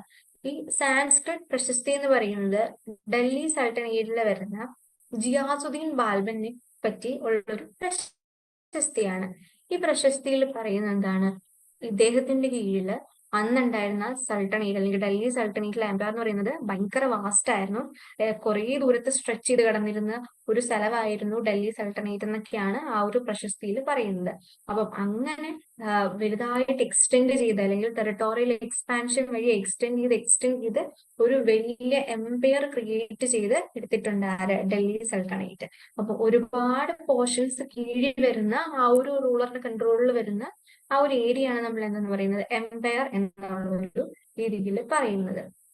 ഇപ്പൊ ഈ ഒരു മാപ്പ് നോക്കിയാൽ നമുക്ക് മനസ്സിലാകും, ഒരു ഈജിപ്ത്യൻ സോഴ്സിൽ നിന്ന് കിട്ടുന്ന ഒരു മാപ്പാണ് ഇത്. ഇതിനകത്ത് കാണിച്ചിരിക്കുന്ന ഈ പ്രദേശങ്ങൾ മുഴുവൻ എന്താ, ഡൽഹി സൾട്ടനേറ്റിന്റെ കീഴിൽ വരുന്നതാണ്. ഏകദേശം ഇന്ത്യയുടെ ഒട്ടുമിക്ക ഭാഗങ്ങളും എന്തിൽ വരുന്നുണ്ട്, ഈ ഒരു ഡൽഹി സൾട്ടനേറ്റിന്റെ എന്ന് പറയുന്ന ഈ ഒരു മാപ്പിൽ നമുക്ക് കാണാൻ പറ്റുന്നുണ്ട്. അതുകൊണ്ട് തന്നെ നമുക്ക് ഇതിനെ എന്ത് വിളിക്കാൻ പറ്റും, എംപയർ എന്നുള്ള ഒരു പേരിൽ വിളിക്കാൻ പറ്റും. Language and region. In 1318, the poet Amir Khusro noted that there was different languages in every regions of this land. അമീർ ഖുസ്രു അദ്ദേഹത്തിന്റെ ഒരു വർക്കിൽ എഴുതിയിരുന്ന ഒരു കാര്യമാണ്, നമുക്ക് ഈ ഇന്ത്യ എന്നല്ല ഈ ഒരു റീജിയനിൽ നമുക്ക് ഒരുപാട് ലാംഗ്വേജസ് കാണാൻ പറ്റും. അതായത് സിന്ധി, ലാഹോറി, കാശ്മീരി, ദ്വാരാമുഖി, തെലുങ്കാനി, ഗുജറാത്തി, അങ്ങനെ ഒരുപാട് ലാംഗ്വേജസ് കാണാൻ പറ്റും. എന്നിരുന്നാലും നമുക്ക് സാൻസ്ക്രിറ്റ് എന്ന് പറയുന്ന ആ ഒരു ലാംഗ്വേജ് ഒരു റീജിയനെ ബേസ് ചെയ്തിട്ടല്ല എന്നാണ് ആര് പറയുന്നത്, അമീർ ഖുസ്രു പറയുന്നത്. അപ്പൊ അതൊന്ന് ജസ്റ്റ് എല്ലാവരും ഓർത്തിരിക്കണം. അമീർ ഖുസ്രു അദ്ദേഹത്തിന്റെ ഒരു വർക്കിൽ പറയുന്നത് നമുക്ക് ഒരുപാട് ലാംഗ്വേജസ് ഉണ്ട് എന്തിന്റെ ബേസിസില്, റീജിയന്റെ ബേസില്. പക്ഷെ സാൻസ്ക്രിറ്റ് എന്ന് പറയുന്ന ആ ഒരു ലാംഗ്വേജ് ഒരിക്കലും ഒരു റീജിയന്റെ ബേസിലല്ലായിരുന്നു എന്നാണ് ആര് പറയുന്നത്, അമീർ ഖുസ്രു പറയുന്നത്.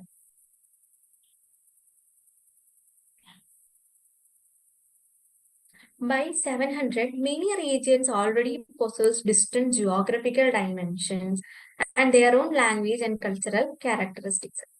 അപ്പൊ നമ്മൾ ആദ്യമേ കാണിച്ചൊരു മാപ്പ് ഓർക്കണില്ലേ, ഡൽഹി സൽത്തനേറ്റിന്റെ ഈ ഒരു മാപ്പിൽ എന്താ നമുക്ക് കാണാൻ പറ്റുന്നത്, ഏറെക്കുറെ ഇന്ത്യയുടെ ഒട്ടുമിക്ക ഭാഗങ്ങളും ഡൽഹി സൽത്തനേറ്റിന്റെ കീഴിലായിരുന്നു. അതുകൊണ്ടാണ് നമ്മൾ എന്താ ഇതിനെ ഒരു എംപയർ എന്നുള്ള ഒരു പേരില് വിളിക്കുന്നത്. അപ്പൊ ഇങ്ങനെയൊക്കെ ആണെങ്കിൽ പോലും ഇതിലൊന്നും പെടാത്ത കുറച്ച് സ്റ്റേറ്റ്സ് ഉണ്ട്, അല്ലെങ്കിൽ റീജിയണൽ സ്റ്റേറ്റ്സ് നമ്മൾ തന്നെ വിളിക്കും. ഈ റീജിയണൽ സ്റ്റേറ്റ്സ് തമ്മിൽ എപ്പോഴും കോൺഫ്ലിക്റ്റ് ആയിരുന്നു അധികാരത്തിന് വേണ്ടി. അതേ സമയം തന്നെയാണ് ഇത് ഈ ചോളാസിന്റെ കീഴിലും ഖൽജീസിന്റെയും തുഗ്ലക്സിന്റെയും കീഴിലും ഈ ഒരു വലിയ എംപയർ ക്രിയേറ്റ് ആയി വരുന്നത്. When the Mughal Empire declined in the 18th century, it led to the re-emergence of a regional state. അപ്പൊ നമ്മൾ പറഞ്ഞു ഇവര് ഓൾറെഡി ഈ റീജിയണൽ സ്റ്റേറ്റ്, അതായത് ഇതിലൊന്നും പെടാത്ത കുറച്ച് സ്റ്റേറ്റുകൾ ഉണ്ടല്ലോ, ആ സ്റ്റേറ്റൊക്കെ തമ്മിൽ വഴക്കം കാര്യങ്ങളൊക്കെ ഉണ്ടായിരുന്നു പവറിന് വേണ്ടിയിട്ട്. പക്ഷെ ഇത് എപ്പോഴാണ് കൂടുതൽ അതിന്റെ ഒരു ഹയസ്റ്റ് ലെവലിലേക്ക് എത്തുന്നത്, മുഗൾ എംപയർ 18th സെഞ്ചുറിയിൽ ഡിക്ലൈൻ ആകും. ഇതോടുകൂടി ഈ റീജിയണൽ സ്റ്റേറ്റ്സിന്റെ പവർ എന്ത് ചെയ്യുന്നു, ഇൻക്രീസ് ചെയ്യാൻ തുടങ്ങുവാണ്. But years of imperial and pan-regional rule had altered the characters of the region. പക്ഷെ ഒരു പാൻ റീജിയണൽ ആയിട്ടുള്ള റൂൾ, വർഷങ്ങളായിട്ടുള്ള ഈ ഒരു ഇവരുടെ ഒരു എംപയറിന്റെ കീഴിലുണ്ടായിരുന്ന ആ ഒരു റൂൾ കൊണ്ട് കാരണം ഈ ഒരു റീജിയൻസിലെ ആ ഒരു ക്യാരക്ടർ എന്ന് പറയുന്നത് എന്തായിരുന്നു, ഒരുപാട് മാറിയിരുന്നു. Across most of the subcontinent, the regions were left with the legacies of a big and small state that had ruled over them. This was apparent in the emergence of many distant and shared traditions in realm of governance, the management of economy, allied culture and languages. അതുകൊണ്ട് തന്നെ പല പല regional state emerge ചെയ്ത് വന്നെങ്കിൽ പോലും ഒരുപാട് varieties ആയിട്ടുള്ള കൾച്ചേഴ്സും ട്രഡീഷൻസും എല്ലാം കൂടെ ഒക്യുപ്പൈ ചെയ്തിരുന്ന ഒരു ഇതായിരുന്നു നമ്മുടെ ഈ എംപയർ എന്ന് പറയുന്ന ആ ഒരു കൺസെപ്റ്റ്. ഇനി നമ്മൾ നോക്കുന്നത് റിലീജിയസ് ആയിട്ടുള്ള കാര്യങ്ങളാണ്, old and new religions. The 1000 years of history that we are exploring witness major development in religious tradition. ഇപ്പൊ നമ്മൾ ടെക്നോളജിയിൽ വന്ന മാറ്റം പറഞ്ഞു, എഴുത്തിന്റെ കാര്യത്തിൽ വന്ന മാറ്റങ്ങൾ പറഞ്ഞു, ക്രോപ്സിന്റെ കാര്യത്തിൽ വന്ന മാറ്റം പറഞ്ഞു, കൾച്ചറൽ ആയിട്ട് വന്ന മാറ്റം പറഞ്ഞു, എംപയറിന്റെ കീഴിൽ വന്ന മാറ്റങ്ങളെല്ലാം പറഞ്ഞു. ഇനി നമ്മൾ നോക്കുന്നുണ്ടാണ് റിലീജിയസ് ആയിട്ടുള്ള മാറ്റമാണ്. അപ്പം ഇത്രയും മാറ്റങ്ങൾ വന്നെങ്കിൽ സ്വാഭാവികമായിട്ട് എന്തിലും മാറ്റങ്ങൾ വന്നിട്ടുണ്ടായിരിക്കണം, റിലീജിയസ് ആയിട്ടുള്ള ട്രഡീഷനിലും മാറ്റങ്ങൾ വന്നിട്ടുണ്ട്. People believed in the divine was something deeply personal, but more usually it was collective. അപ്പം ആളുകൾ കരുതിയിരുന്നത് ഡിവൈനിറ്റി അല്ലെങ്കിൽ ആ ഒരു ഭക്തി അല്ലെങ്കിൽ ഒരു എന്താ റിലീജിയസ് ആയിട്ടുള്ള കൺസെപ്റ്റ് എന്ന് പറയുന്നത് ഭയങ്കര പേഴ്സണൽ ആയിട്ടാണ് ആര് കണ്ടിരുന്നത്, ആൾക്കാർ കണ്ടിരുന്നത്. പക്ഷെ നമ്മൾ മോർ യൂഷ്വലി നമ്മൾ എടുത്തു നോക്കുന്ന സമയത്ത് അതെന്താണ്, എല്ലാവരുടെ ഇടയ്ക്കും കാണാൻ പറ്റുന്ന ഒരു കാര്യമായിരുന്നു ഈ റിലീജിയൻ എന്ന് പറയുന്നത്. ആ ഒരു സമയത്ത് collective belief in the supernatural agency, religion was more often closely connected with the social and economic organization of local community.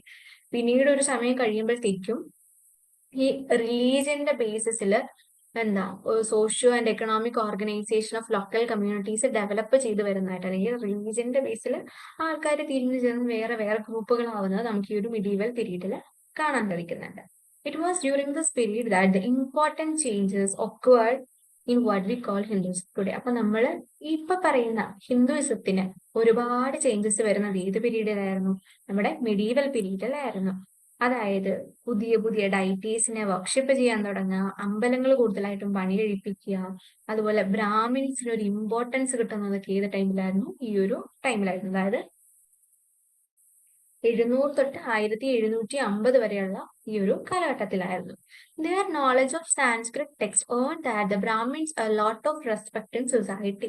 Their dominant position was considered by the support of their patrons, new rulers searching for prestige.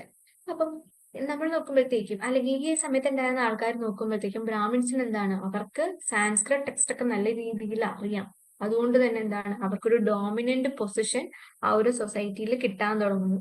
അതുപോലെ തന്നെ അവിടെ ഉണ്ടായിരുന്ന പാട്രോൺസ് എന്ന് പറയുന്നത് ആ സമയത്ത് ഉണ്ടായിരുന്ന wealthy individuals ആണ് പാട്രോൺസ് എന്ന് പറയുന്നത്. ഇവരും ആർക്ക് സപ്പോർട്ടായിട്ട് വരുവാണ് ചെയ്യുന്നത്, ഈ ഒരു ബ്രാഹ്മിൺസിന് സപ്പോർട്ടായിട്ട് വരുവാണ് ചെയ്യുന്നത്. ഇതേ സമയം തന്നെ അവിടെ എമർജ് ചെയ്ത് വന്ന വേറൊരു ഐഡിയ ആയിരുന്നു ഭക്തി എന്ന് പറയുന്നത്. ഭക്തി എന്ന് പറയുന്നത് കൂടുതലും എന്താ, സ്നേഹത്തിനും അതുപോലെ ഒരു പേഴ്സണൽ ഡൈറ്റിക്ക് അല്ലെങ്കിൽ ഒരു സിംഗിൾ ഡൈറ്റിക്കൊക്കെ ഇമ്പോർട്ടൻസ് കൊടുത്ത് വന്ന ഒരു റിലീജിയസ് മൂവ്മെന്റ് ആയിരുന്നു ഭക്തി എന്ന് പറയുന്നത്. ഭക്തിയെ കുറിച്ചുള്ള കാര്യങ്ങൾ നീ വരുന്ന ചാപ്റ്റേഴ്സിലാണ് നോക്കുന്നത്. അപ്പം റിലീജിയസ് ഡെവലപ്മെന്റിൽ ഹിന്ദുയിസത്തിന് മാറ്റം വന്നെന്ന് ഓർക്കുക. അതേപോലെ തന്നെ ഭക്തി എന്നുള്ള ഒരു ഐഡിയ എമർജ് ചെയ്ത് വന്നു എന്നുള്ള കാര്യം ഓർത്തിരിക്കണം. This was also the period when new religion appeared in the sub continent.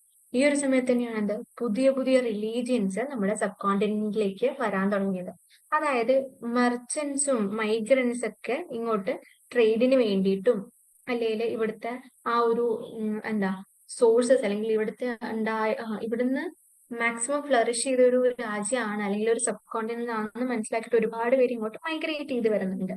അപ്പം ഇങ്ങനെയുള്ളവരൊക്കെ ത്തേക്കും ഇവർ ആദ്യം ഇങ്ങോട്ട് കൊണ്ടുവന്ന എന്തായിരുന്നു, ടീച്ചിങ്സ് ഓഫ് ഹോളി ഖുറാൻ. അപ്പം ഒരു 7th സെഞ്ചുറി സമയത്തോടു കൂടി തന്നെ ഒരു ഹോളി ഖുറാന്റെ ടീച്ചിങ്സ് അല്ലെങ്കിൽ ഖുറാന്റെ ടീച്ചിങ്സ് നമ്മുടെ സബ് കോണ്ടിനെന്റിലേക്ക് വരുവാണ് ചെയ്യുന്നത്. Muslim regard the Quran as their holy book and accept the sovereignty of the one God. അപ്പം ഖുറാന്റെ ടീച്ചിങ്സ് വരുന്നതോടുകൂടി മുസ്ലിം എന്നുള്ള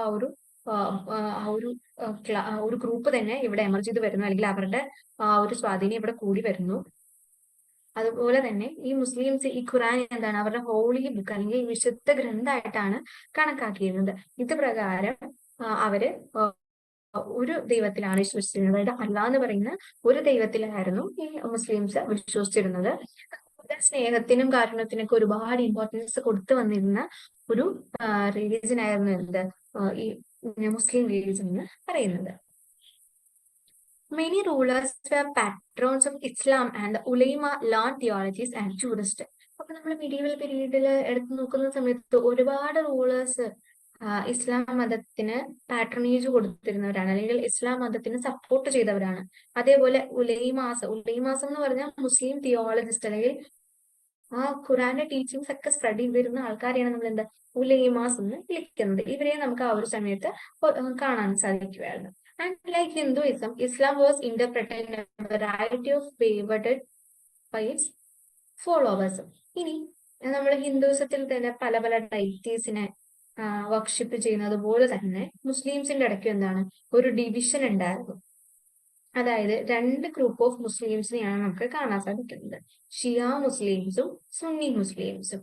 ഷിയ മുസ്ലിംസ് എന്ന് പറയുന്നത് പ്രോഫറ്റ് മുഹമ്മദ്, അതായത് പ്രോഫറ്റ് മുഹമ്മദിന്റെ സണ്ണിലോ ആയിട്ടുള്ള അലിയെ സപ്പോർട്ട് ചെയ്ത് വരുന്നവരെയാണ് നമ്മൾ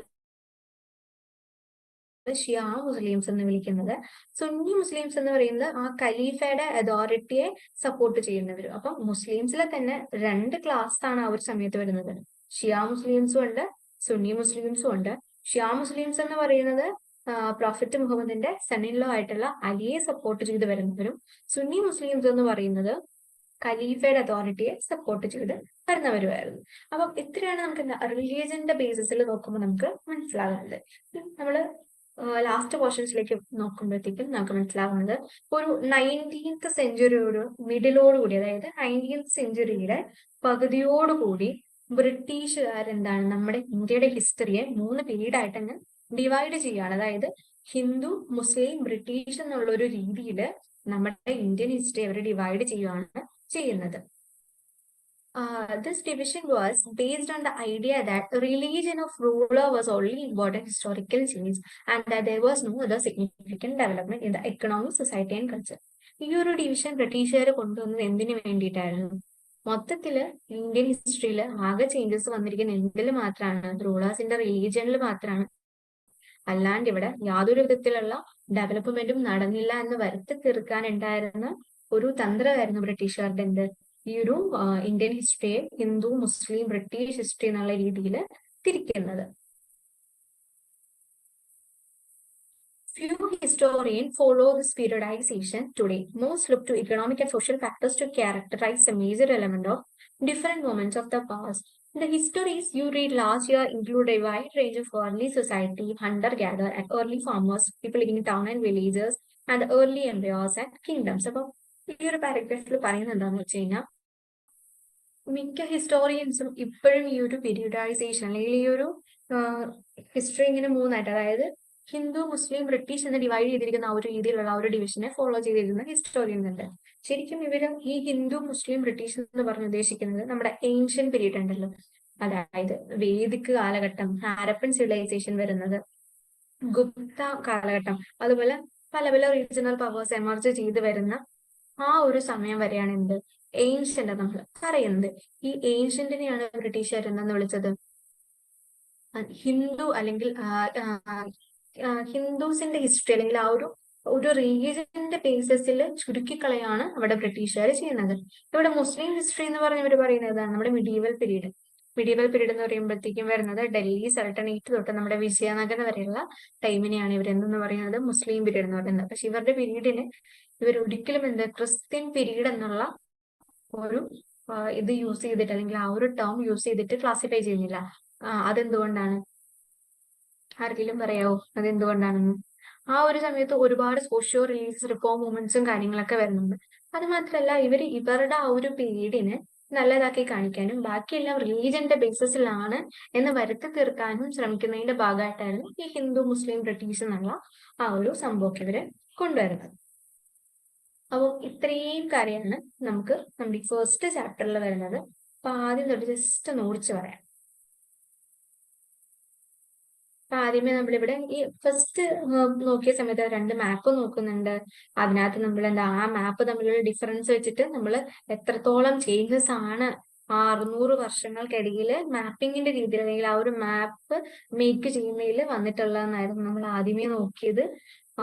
അതിനുശേഷം നമ്മൾ പറഞ്ഞത് ടെർമിനോളജീസ് പറഞ്ഞു, അതായത് മിഡീവൽ പോർഷനും മോഡേൺ പോർഷൻ ലാംഗ്വേജസും തമ്മിലുള്ള ഡിഫറൻസ്. ഹിന്ദുസ്ഥാൻ എന്നുള്ള ടേം ഇന്ത്യയെ വിളിച്ചിരുന്നതായിരുന്നു.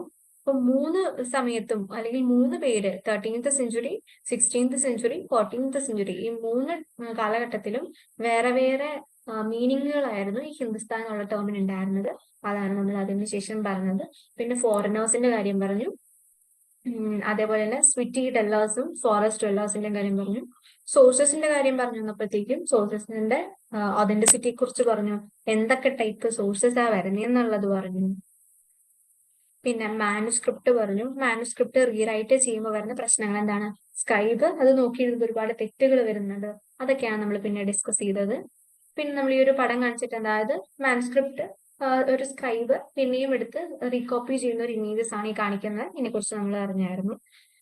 പിന്നീട് നമ്മൾ പറഞ്ഞത് ടെക്നോളജിയിൽ വന്ന ഒരുപാട് മാറ്റങ്ങൾ, പേർഷ്യൻ വീലിന്റെയും സ്പിന്നിങ് വീലിന്റെയും അതുപോലെ ക്രോപ്സിൽ വന്ന മാറ്റങ്ങൾ നമ്മൾ പറഞ്ഞു. അതിനുശേഷം നമ്മൾ ജാതി എമർജ് ചെയ്ത് വന്നത് എങ്ങനെയാണ്, അല്ലെങ്കിൽ ആ ജാതി എന്തിന്റെ ബേസിലായിരുന്നു എന്നുള്ള കാര്യം പറഞ്ഞു. എന്തിന്റെ ബേസിലായിരുന്നു ജാതി? അവരുടെ ഒരു ഓക്യുപ്പേഷനെ ബേസ് ചെയ്തിട്ട് വന്ന ജാതിയെ കുറിച്ച് നമ്മൾ പറഞ്ഞു. പിന്നെ എംപയർ എന്താണെന്ന് നമ്മൾ നോക്കി. അതിന് എക്സാമ്പിൾ ആയിരുന്നു നമ്മൾ ഡൽഹി സൾട്ടനേറ്റിന്റെ ഒരു മാപ്പ് വെച്ചിട്ടാണ് നോക്കിയത്. അതിനുശേഷം നമ്മൾ പറഞ്ഞെന്താണ്, റിലീജിയൻ ആയിരുന്നു, എന്താ ഹിന്ദുയിസം എങ്ങനെയായിരുന്നു ഇവിടെ എമർജ് ചെയ്ത്, അല്ലെങ്കിൽ അതിനകത്ത് എന്തൊക്കെ മാറ്റമാണ് വന്നെന്നുള്ളത് പറഞ്ഞു. ഭക്തിയുടെ കാര്യം ജസ്റ്റ് നമ്മൾ പറഞ്ഞു വിട്ടുള്ളൂ. വരുന്ന ചാപ്റ്റേഴ്സിൽ നമ്മൾ ഭക്തിയെ കുറിച്ച് നോക്കുന്നതാണ്. പിന്നെ നമ്മൾ എന്താ പറയുന്നത്, ഖുറാന്റെ ഇമ്പോർട്ടൻസ് പറഞ്ഞു, അതുപോലെ മുസ്ലിംസിന്റെ കാര്യം പറഞ്ഞു, മുസ്ലിംസിൽ ഉണ്ടായിരുന്ന ഡിവിഷൻസ് പറഞ്ഞു. ലാസ്റ്റ്ലി നമ്മൾ പറഞ്ഞത് ബ്രിട്ടീഷുകാര് ഇന്ത്യയെ എങ്ങനെയൊക്കെയാണ് ഡിവൈഡ് ചെയ്ത്, അല്ലെങ്കിൽ ഇന്ത്യൻ ഹിസ്റ്ററി ഡിവൈഡ് ചെയ്ത ആ ഒരു രീതിയും പറഞ്ഞു. ഇനി ആർക്കെങ്കിലും എന്തെങ്കിലും ഡൗട്ട് ഉണ്ടെങ്കിൽ ചോദിക്കാം.